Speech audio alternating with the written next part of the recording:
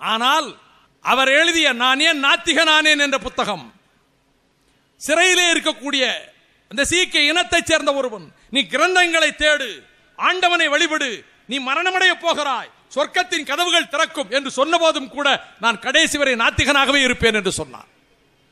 அதை சொல்லுகிற இடம் எங்கள் ஈரோடு அல்லவா? அவர் எழுதிய அந்த புத்தகத்தை அங்கே ஜலந்தரிலே அமிர்தசரஸில் இருக்கக்கூடிய அந்த பகுதியிலே முதல் முறையாக ஆங்கிலத்திலே வெளியிட்டார்கள். ஆனால் அதை இந்தியாவில் வேறொரு மொழியில் தென்னாட்டில் எங்கள் ஆசான் அறிவாசான் தந்தை பெரியார் அவர்கள்தான் பகுத்தறிவு நூல் பதிப்பு கழகத்தின் சார்பாக உண்மை விளக்கம் பதிப்பகத்தின் வாயிலாக 1934 வருடம் ஏப்ரல் 2 இந்த ஈரோட்டிலே நான் ஏன் நாத்திகனானேன் என்று பகத்சிங்கினுடைய அந்த இதை வெளியிட்டவர், மொழிபெயர்த்து தந்தவர் ஜீவா. வெளியீட்டாளர் ஈவே கிருஷ்ணசாமி, பெரியாரின் சகோதரர். இருவர் மீதும் வழக்கு போடப்பட்டது. நான் இதையெல்லாம் நினைவுக்கு கொண்டு வருவதற்கு காரணங்கள் உண்டு. அது கிடைக்கவில்லையே என்று நான் கவலைப்படுகிறேன். ஒரு எழுத்தாளன் தான் மடிந்ததற்கு பிறகும் கூட பல தலைமுறைகளுக்கு உணர்ச்சி ஊட்ட முடியும். அந்த எழுத்தப்படிப்பட்ட உணர்ச்சியை தர முடியும்.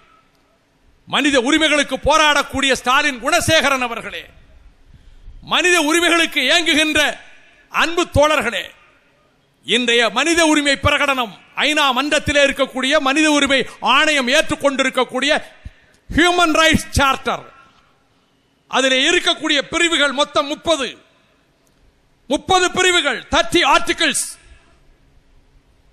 Declaration of human rights. அந்த 30 பிரிவுகளுக்கு மூலமாக எழுத்தை தந்தது ஒரு கருவறை தான். அது செல்லியின் கருவறை. மகாகவிஞன் செல்லி எழுதிய எழுத்துக்கள். அவன் அடக்குமுறை எதிர்த்தவன், சர்வாதிகாரத்தை எதிர்த்தவன், அராஜகத்தின் முகமூடி, தி மாஸ்க் ஆஃப் அனர்கி என்ன அற்புதமான படைப்பு. அவன் தானே சொன்னான், இது உழைக்கும் வர்க்கத்துக்கு உரிமை குரல் கொடுக்கின்ற ஸ்டாலின் குணசேகரன் அவர்களே, அந்த செல்லி தான் சொன்னான். மார்க்சின் என்ன உணர்வை சொன்னாரோ, எங்கெல் சொன்னாரோ, லெனின் சொன்னாரோ, பாரதி சொன்னாரோ, செல்லி இங்கே சொல்லுகிறான். விதையுங்கள், கொடுங்கோலர்களை அறுக்க விடாதீர்கள். விதையுங்கள், கொடுங்கோலர்களை அறுக்க விடாதீர்கள். பணத்தை குவியுங்கள், செல்வத்தை தேடுங்கள், மோசடி பேர்வழிகளை பறிக்க விடாதீர்கள்.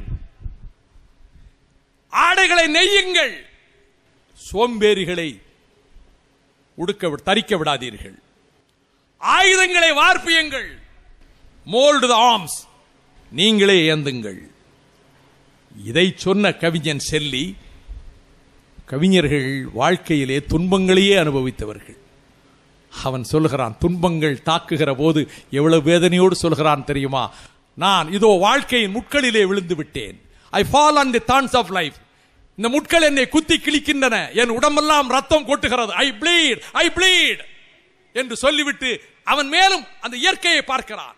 தாவி செல்லும் மேகங்களை பார்க்கிறான், குதித்து எழுகின்ற அலைகளை பார்க்கிறான், வீசுகின்ற வாடை காற்றை பார்க்கிறான்.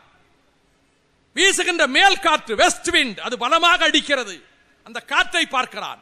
துன்பங்களை சுமந்து கொண்டிருக்கக்கூடிய கவிஞன் செல்லி சொல்லுகிறான், அந்த காற்றை பார்த்து சொல்லுகிறான், ஓடு டு தி வெஸ்ட் விண்ட். வீசுகிற பலமான மேல் காற்றே, நான் ஒரு உதிர்ந்த இலையாக இருந்தால்,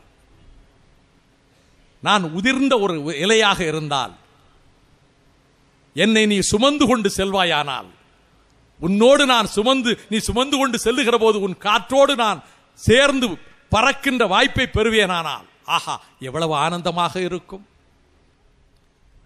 ஏ காற்றே, நீ சுமந்து கொண்டு செல்லக்கூடிய இலையாக நான் இருக்கக்கூடாதா?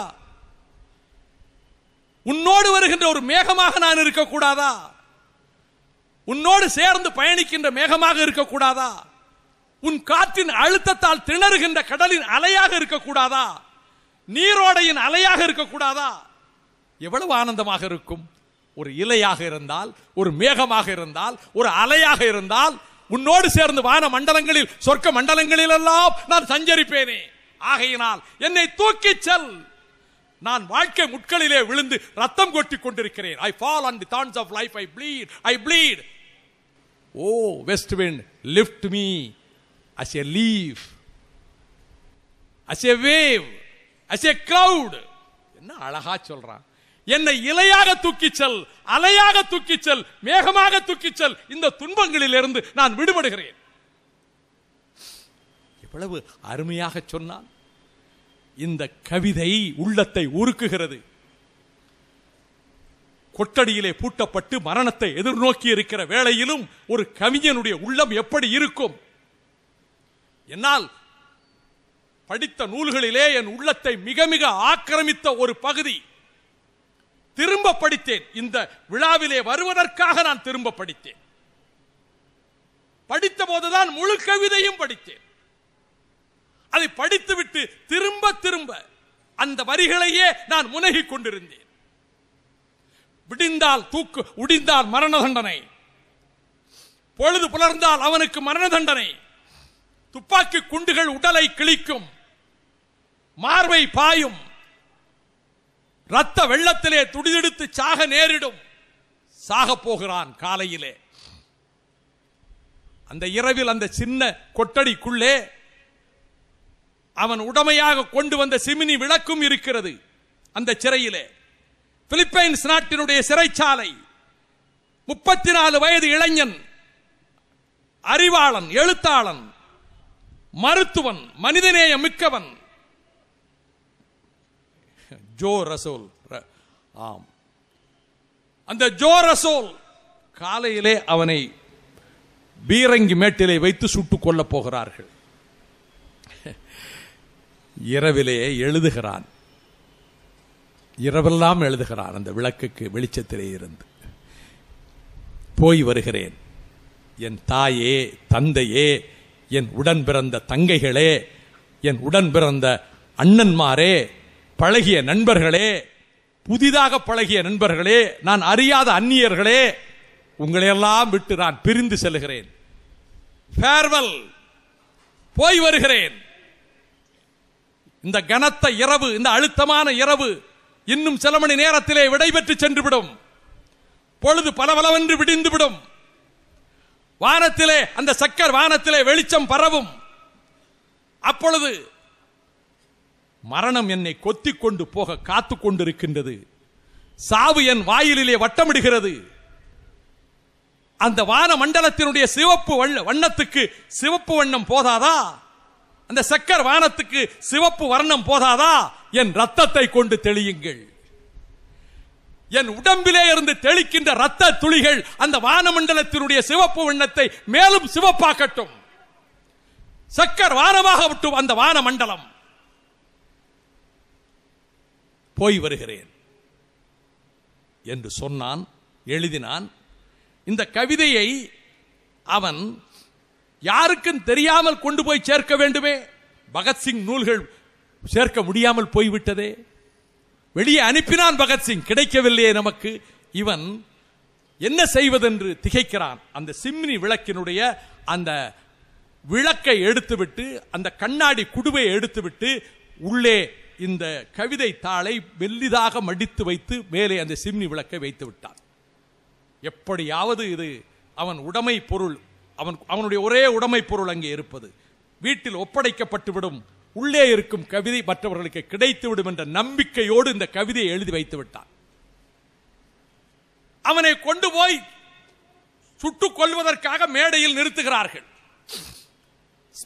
ஸ்பெயின் நாட்டினுடைய ஆதிக்கத்திலே பிலிப்பைன்ஸ் கிடக்கிறது. ஸ்பெயினுடைய காலனியாக பிலிப்பைன்ஸ். ஸ்பெயின் நாட்டு அதிகாரிகள், சிறை அதிகாரிகள் இருக்கிறார்கள், சிப்பாய்கள் இருக்கிறார்கள். கெக்கலி கொட்டி ஆரவாரம் செய்து கேலியும் கூத்தும் கிண்டலுமாக ஏளனம் செய்து கொண்டிருக்கிறார். ஒரே கூச்சல். அந்த ஜெயில் சர்ஜன், அந்த டாக்டர் வருகிறான். ஒரு அடுத்த 2 நிமிடத்திலே சுட்டுக் கொள்ள போகிறார்கள். அவனுடைய பல்ஸ பார்க்கிறான், அவனுடைய நாடி துடிப்பை பார்க்கிறான். ஒரு சின்ன துன்பமான செய்தி வந்துட்டாலே நமக்கு பல்ஸ் மேலே போயிருது கீழே போயிருதுங்கிறாங்க. ஒருவர் சொன்னார், நீங்க எலெக்ஷன்ல எங்களுக்கு சீட்டு கொடுக்கலன்னு என் பல்ஸ் கம்ப்ளீட்டா கீழே போயிருச்சுன்னா. நம்ம கட்சியில் இல்லை. எங்களுக்கு சீட் இல்லைன்னு ஒன்று பல்ஸ் ரொம்ப டவுன் ஆயிடுச்சுன்னா நான் பயந்துட்டேன். அதனாலேயே சீட்டு கொடுத்துடணும்னு நினைச்சோம். மனிதனுக்கு பாருங்க, ஒரு சின்ன ஏமாற்றத்தை தாங்கினா கூட நாடி படபடபடன்னு அடிக்குது. இங்கே இன்னும் ஒரு சில நிமிடம், 1-2 நிமிடங்களிலே குண்டுகள் மார்பிலே பாய போகின்றன. துடிதுடித்து சாக போகிறான். டாக்டர்ஸ் பார்க்கிறார் pulse. It is totally normal. Pulse நார்மலா இருக்கு, நார்மலா இருக்கு. அவன் மனச்சாட்சி உறுத்துகிறது. கூச்சலிடுகின்ற சிப்பாய்களை பார்த்து சைலன்ஸ் சைலன்ஸ்ங்கிறான். இந்த நேரம் அவன் மரணமடைய போகிற நேரம் புனிதமானதாக இருக்க வேண்டும். It should have the sanctity. ஆகவே சத்தத்தை நிறுத்துங்கள், நிசப்தம் நிசப்தம் என்கிறான். நிசப்தம் நிலவுகிறது. துப்பாக்கி ரவைகள் பாய்வதற்கு அந்த குதிரையிலே விரலை அழுத்த போகிற நேரம் அவன் பதிவு செய்கிறான். ஜோ ரசூல் சொல்கிறான், there is something in it. பலத்த சத்தம் போடுறான், there is something. ஒன்றும் புரியலை உங்களுக்கு. அவன் அப்ப சொல்றான், tell my sister there is something. எழுதியிருக்கிறான் அல்லவா, அந்த கருவறையிலே அவன் எழுத்தை பதிவு செய்தான் அல்லவா, சிம்னி விளக்கிலே வைத்தான் அல்லவா, அதை என் தங்கையிடம் சொல்லுங்கள், அங்கு ஏதோ இருக்கிறது, there is something. அவன் எப்படி சொல்ல முடியும்? சிம்னி விளக்கில் வைத்து சொல்ல முடியுமா? தான் சாக போகிற நேரத்தில் அங்கே ஒன்று இருக்கிறது, அங்கே ஒன்று இருக்கிறது என்று உரத்த குரலில் சப்தமிடுகிறான். It is finished. அந்த காட்சியை பதிவு செய்கிற ஸ்பெயின் நாட்டு அதிகாரிகள் பதிவு செய்கிறார்கள். there is something என்று சத்தமிட்டான். அடுத்து it is finished என்று சொன்னான். குண்டுகள் பாய்ந்தன, துப்பாக்கி குண்டுகள் மார்பிலே பாய்ந்தன. அப்படியே இரத்த வெள்ளத்திலே விழுந்து செத்து போனான் ஜோ ரசூல். கொல்கத்தாவிலே கபாலஸ்தலத்திலே சிலுவையிலே 2 கள்வர்களுக்கு மத்தியிலே அறையப்பட்ட இயேசு பெருமான் கடைசியாக சொன்ன வார்த்தை இதுவென்று 4 சுவிசேஷங்கள் எழுதியதில் கடைசி சுவிசேஷம் எழுதிய யோவான் மாத்திரம் இந்த வார்த்தையை எழுதியிருக்கிறார். It is finished. என்னுடைய அருமை சகோதரர்களே, 1896ஆம் ஆண்டு டிசம்பர் 31ஆம் தேதி ஜோ ரசூல் சுட்டுக் கொல்லப்பட்டான். அந்த கவிதை, அந்த சிம்னி விளக்குக்குள்ளே இருந்த கவிதை, அந்த அறையை சுத்தம் செய்ய வந்த பணிப்பெண் அந்த சிம்னி விளக்கை எடுத்து பார்த்தாள். உள்ளே கவிதை தாளை படித்தாள். அவள் அந்நாட்டு மங்கைதானே, வீர மங்கைதானே, அதை பத்திரப்படுத்தி கொண்டு போய் அவனது சகாக்களிடம் சேர்ப்பித்தாள். நாடு பூராவிலும் இந்த கவிதை பரவியது. நாடு பூராவிலும் விடுதலை உணர்ச்சி கிளர்ந்து எழுந்தது. இந்த கவிதை உணர்ச்சி ஊட்டியது. அதனுடைய விளைவாக பிலிப்பைன்ஸ் நாட்டிலே ஸ்பெயினுடைய ஆதிக்கத்தை அகற்ற வேண்டும் என்கின்ற வீர போராட்டம் தொடர்ந்தது. 6 வருடம் கழித்து அமெரிக்க நாடாளுமன்றத்தில் பிலிப்பைன்ஸ் நாட்டுக்கு சுதந்திரம் கொடுக்க வேண்டும் என்ற ஒரு மசோதாவை நிறைவேற்றுவதற்கு எதிர்ப்பு ஏற்பட்ட போது ஹென்றி கூப்பர் என்கின்ற அமெரிக்க நாடாளுமன்ற உறுப்பினர் ஃபேர்வெல் என்கின்ற கவிதையை முழுமையாக படித்தான். மொத்த சபையும் எதிர்ப்பை மாற்றிக்கொண்டு இந்த எழுத்துக்காகவே, இந்த கவிதைக்காகவே அந்த நாடாளுமன்றத்திலே பிலிப்பைன்ஸ் நாட்டுக்கு சுதந்திரம் வழங்க வேண்டும் என்ற மசோதாவை நிறைவேற்றி கொடுத்தது. அந்த கவிதையினுடைய உயிரான வரிகளை இனிமேல் தான் சொல்ல போகிறேன். நான் சொல்லி முடித்து விட்டதாக நினைத்திருப்பீர்கள். இல்லை, என் உள்ளத்தை ஊடுருவி ஆக்கிரமித்த 4 வரிகள் இனிமேல் தான் சொல்ல போகிறேன். அவன் எழுதுகிறான் அந்த கவிதையில், அருமையான கவிதை. அவன் சொல்லுகிறான், if over the tomb someday you would see glow a simple humble flower amidst thick grasses, bring your lips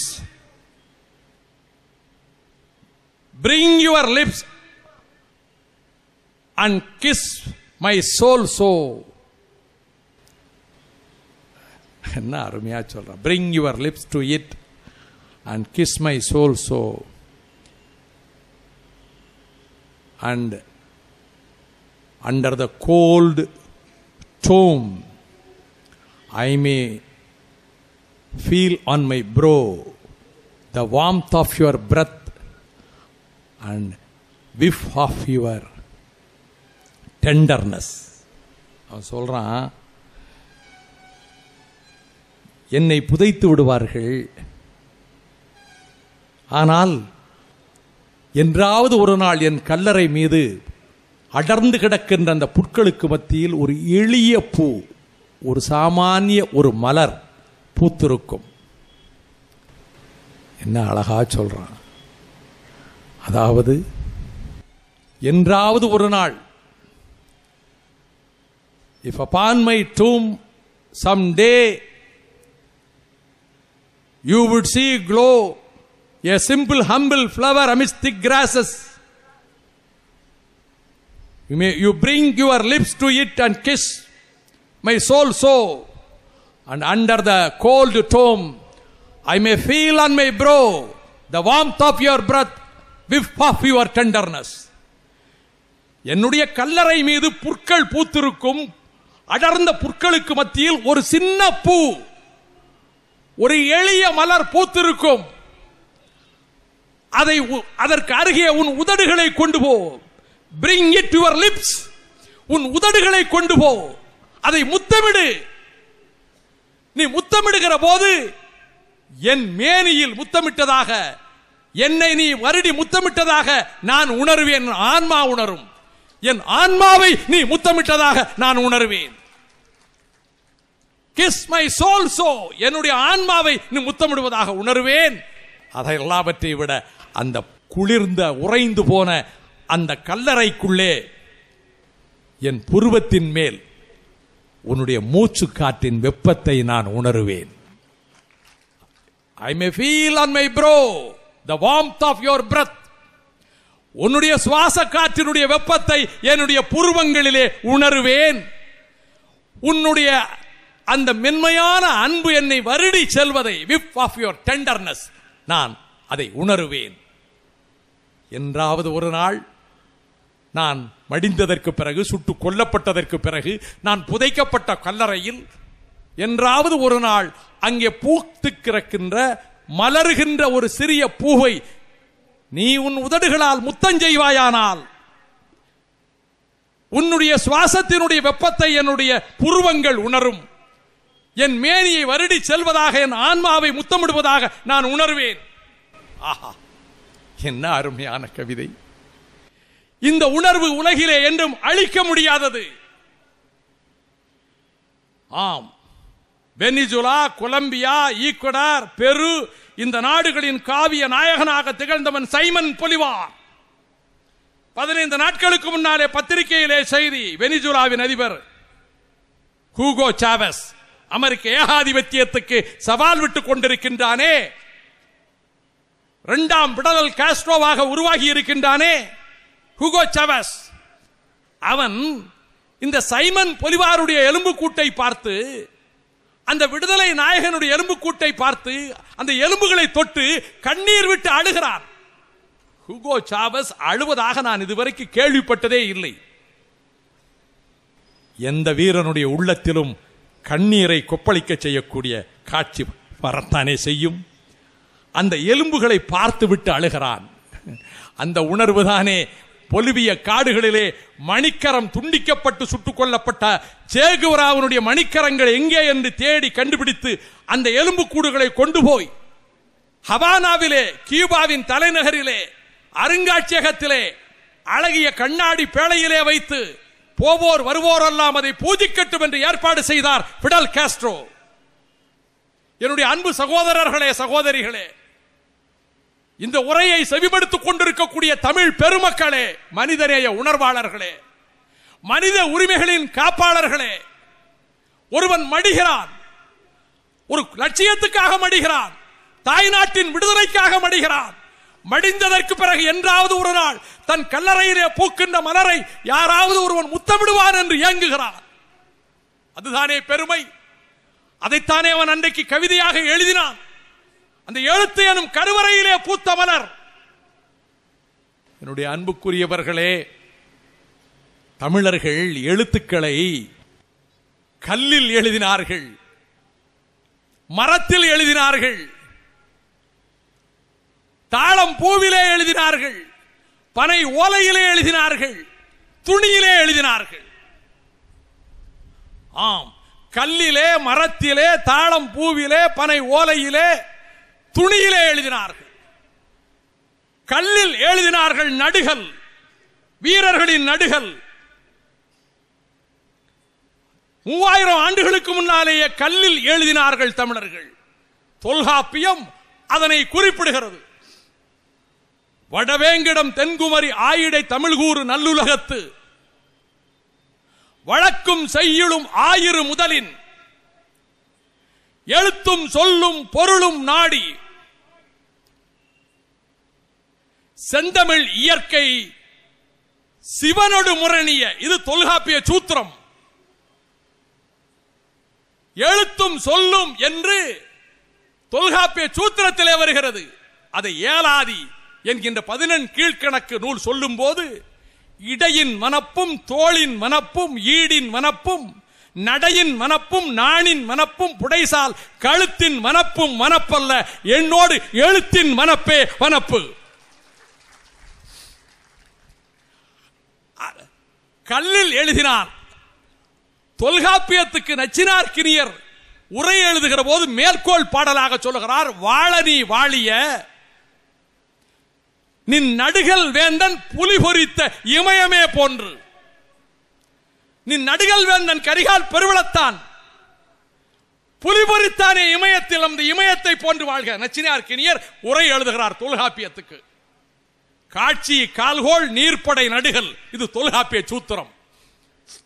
நடுகளிலே வீரர்களுக்கு எழுதுவது எழுத்து முறை.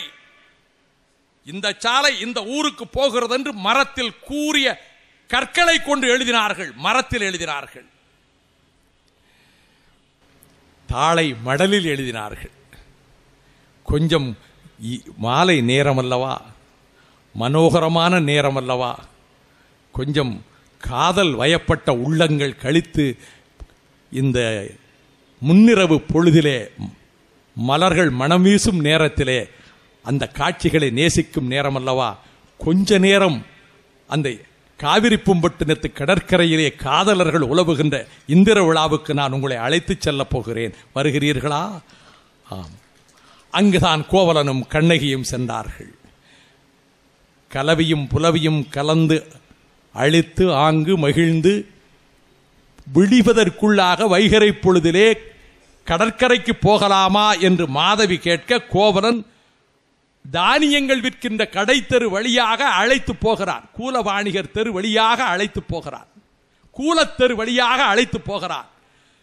பட்டு சித்திர சேலைகளை அழகுற அமைத்து அமளிமிசை அமர்ந்து அந்த வேளையில் தான் யாழி இசைப்பதற்கு மாதவியிடமிருந்து கோவலன் யாழினை வாங்கி இசைக்க தொடங்குகிறான். இதுதான் கானல் வரி. கனக விஜயர்தம் முடித்தலை நெறித்தது கானல் பாணி என்றார். இந்த கானல் வரிதான் கங்கை கரையிலே குயிலாலுவத்திலே கனக விசையர் முடித்தலை நெறிக்க செங்குட்டுவன் வில்லவன் கோதையினுடைய படையெடுத்து செல்ல காரணமாயிற்று என்று எழுதினான். என்ன காரணம்? இவன் பாடுகிற பொழுதே அந்த பாடல், நேரத்தின் அருமை கருதி நான் விரிவாக செல்லவில்லை, பாடலினுடைய உட்பொருளை எண்ணி மான் நெடுங்கண் மாதவி மன்னும் ஒரு குறிப்பு உண்டு இவன் தன்னிலை மயங்கினான் என்று, இவன் ஏதோ ஒரு குறிப்பு வச்சு பாடுறான் என்று தானும் அதுபோல ஒரு குறிப்பினராக காட்ட ஊழலுக்காகத்தான் செஞ்சான். இவன் ஏதோ ஒரு நினைப்பிலே ஒரு குறிப்போட பாடுறான், மறைமுகமான ஒரு குறிப்போடு என்று தவறாக கருதி கொண்டு தானும் ஒரு குறிப்பினள் போல போலியாக காட்டுவதற்கு ஊழலுக்காக பாடினான். ஊழ்வினை அங்கே உறுத்து வந்தது. எழுத ஊழ்வினை உறுத்தல் ஆகலின் கோவலன் மாயப்பொய் பலகூட்டும் மாயத்தாள் இவள், இவள் மாயம் நிறைந்தவள், சலம்புணர் கொள்கை சலதி, இவள் ஒழுக்கமற்றவள், வேறு ஒருவனை மனதிலே நினைத்து பாடினாள் என்று அந்த இடத்திலிருந்து தன்னுடைய ஏவலர்களோடு தனித்தே போய்விடுகிறாள். கவலைப்படுகிறாள், வந்து விடுவான் என்று ஏங்குகிறாள். வசந்தமாலை தோழியை அழைக்கிறாள். கோவலனை அழைத்துக் கொண்டு வருக என்று கடிதம் எழுதி அனுப்புகிறார். இந்த எழுத்துங்கிறது 2000 ஆண்டுகளுக்கு முன்னாடி, நான் சிலப்பதிகாரத்துக்கு 1ஆம் நூற்றாண்டு காலத்துக்கு போறேன். கடிதம் எழுதுகின்ற முறை எவ்வளவு உயர்ந்த நாகரிகம் தமிழகம் இருந்திருக்கிறது பாருங்கள். அவள் கடிதம் எழுதுகிறாள். இது காதல் கடிதம், கோவலனை திரும்ப அழைக்கின்ற கடிதம், காதல் மயக்கம் நிறைந்த கடிதம்.